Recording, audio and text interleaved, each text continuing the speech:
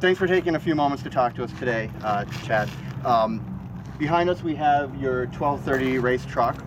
What kind of trim truck did this thing start out as when you guys got your hands on it? So it's a 2019 Trail Boss, and it had leather and a lot of luxurious stuff on it. But yeah, so it's got the 6.2 in it. We're putting out a lot of horsepower, 10-speed automatic. Any modifications to the 6.2? No, so it's completely stock drivetrain. Other than we do run a steel prop shaft instead of aluminum, and we've got the performance intake and performance exhaust on it. Okay, so no major changes, same engine that anybody would get out of a 6.2 they bought at their local dealership. Yeah, exactly. As far as other than the safety equipment, roll cages, harnesses, what other kind of suspension pieces have you guys put on there? So, one of the things, probably the biggest thing for going fast off-road is the ability for the suspension to absorb energy. Okay, so you can do that with lots of wheel travel, or you can do it with high-tech, expensive, well-functioning shock absorbers. So, in order for us to do that, we have, we can generate enough force with our shock absorbers that it kind of rough on the truck. So not only does the roll cage provide safety for the occupants, it also structurally stiffens the chassis. So we're running 70 millimeter Multimatics on the shock, position sensitive DSSB shock absorbers, which are pretty amazing. Now those are the same type of shocks you would find on a ZR2 that you would get at a dealership, yes, right? Yes, it's functionally, it's the same technology. It's just resized for the Silverado, and a little bit more fluid and dampening capability, but same basic shock absorber. So we've got that for primary, ride control over smaller bumps like washboards, or for handling on like a high-speed graded road. So with the DSSB shock absorber, you get a lot more control at ride height than you would with a standard position sensitive shock. And then also, when you hit a large bump and you're using full travel, the shock absorber provides a lot of dampening force, but then we also have a hydraulic bump stop that engages 80% through the travel, that then really absorbs that energy, so that energy does not go into the chassis. And that's the type of stuff where, as hard as we run this truck, we've got to stiffen the chassis, otherwise we might twist the frame, especially if we make a mistake, which occasionally happens. How closely do you guys work with Chevy for these different parts that you're putting on this and the modifications that you do? So this is a full Chevrolet factory program. Basically, they lead the effort on everything. We do the maintenance and the prep on the vehicle. But as far as, at the end of a race, we'll do a debrief. We'll talk about, how I felt that the truck worked, handled, rode. And then if I think we need to make some changes in how the ride quality works or anything like that, then GM will take that into consideration for the next race. But basically, the truck is got a data logging that logs everything. And so they will analyze the data, they will take the shocks, they will take the parts back wherever.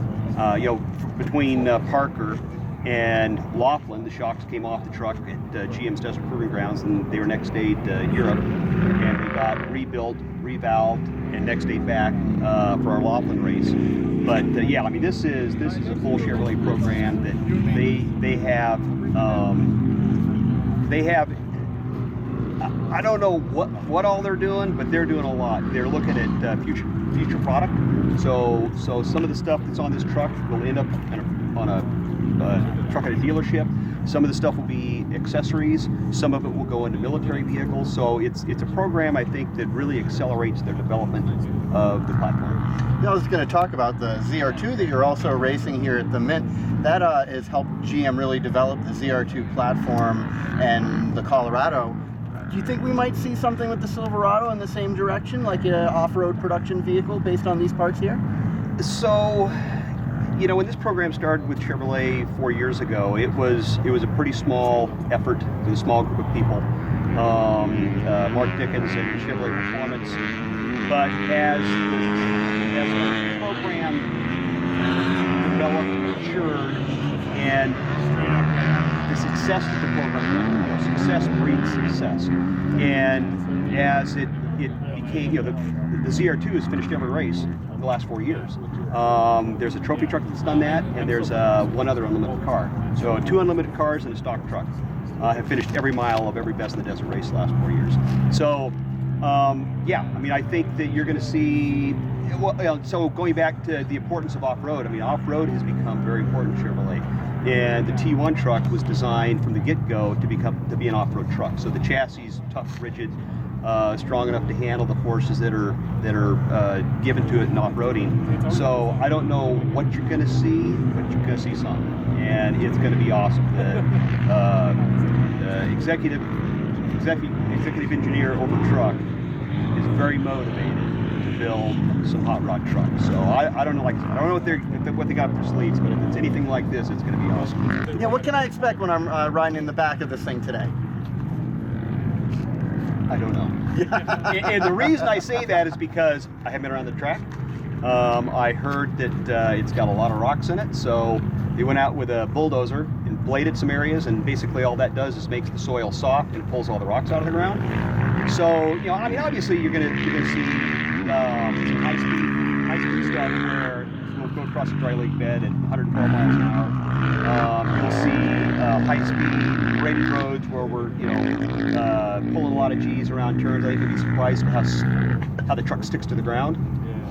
And then you're gonna probably see stuff that you wish you hadn't seen, which will be really, really rough cross grain, you know, stuff that becomes pretty brutal. And then other than that, I don't know what you know, off-road racing, you expect the unexpected. You're going to see trucks upside down. You're going to, you know, you'll see maybe vehicles on fire. Who knows? Who knows? That's what we're going to find out this afternoon. So this is what, a 160-mile course or something? About? So it's 107-mile laps. Okay. And the slower vehicles like ours, the more production trucks, we will do 2 laps, so it's 214 miles. And then the faster cars will do 3 laps. They kind of, you know, try to have the race end for everybody about the same time. So the unlimited trucks would do 4 laps. Okay. All right, great. Yeah, so I'm guessing we're going to probably run around 36 mile an hour average, which is really, really awesome. I mean, typically in an off-road race, the last vehicle that starts has got to average 25 miles an hour in order to get to the finish line before the finish line closes. And there's not a stock truck that can do this. I mean, you can take a stock Raptor, it won't do that. So when I say we'll run 36 miles an hour, that doesn't sound very impressive, but it is. I'm sure it's not all 36. It's probably no. I mean, it'll be 2 miles an hour, yeah. 2 miles an hour and 100 miles an hour. What are you looking for from the truck, the feedback, and what kind of stuff are you going to tell the GM team after the race is done for them to gain some insight? So we're logging a lot of data in real time. So we've got shop conditions, we've got brake temperatures, we've got train temperatures. So obviously we'll be keeping an eye on all of that. I don't expect any physical issues. It's not very hot outside. The wind is kind of blowing. So, but obviously we'll be looking for anything that might be running on the edge. But other than that, you know, this is only my 4th time in the truck, and I have not spent a lot of time in the truck. I've raced it 3 times, and that's it. So, you know, just trying to analyze things like hitting rocks. Okay, so at Parker, the truck was lower than it should have been at the time, and we had no way to make it set higher. So we did a lot of damage to the front skid plate. We damaged some stuff in the front end by hitting the front end a lot. So after Parker, one of the things we got to raise the chassis up to get it out of the ground or off the ground. But so there'll be things like that. Are we hitting anything? Are we dragging anything? Is the ride? We're looking for a good ride everywhere. I've got a 6100 truck, which is a trophy truck with a smaller motor, unlimited travel. The trucks both ride very similar. It's just the speed that you're going is different. So in an unlimited truck, you might be going 60, and in this truck, you're going 30 on the same terrain, but they feel the same. So we'll be looking for shaking. You're running over washboard or rocky terrain. The truck shakes real bad.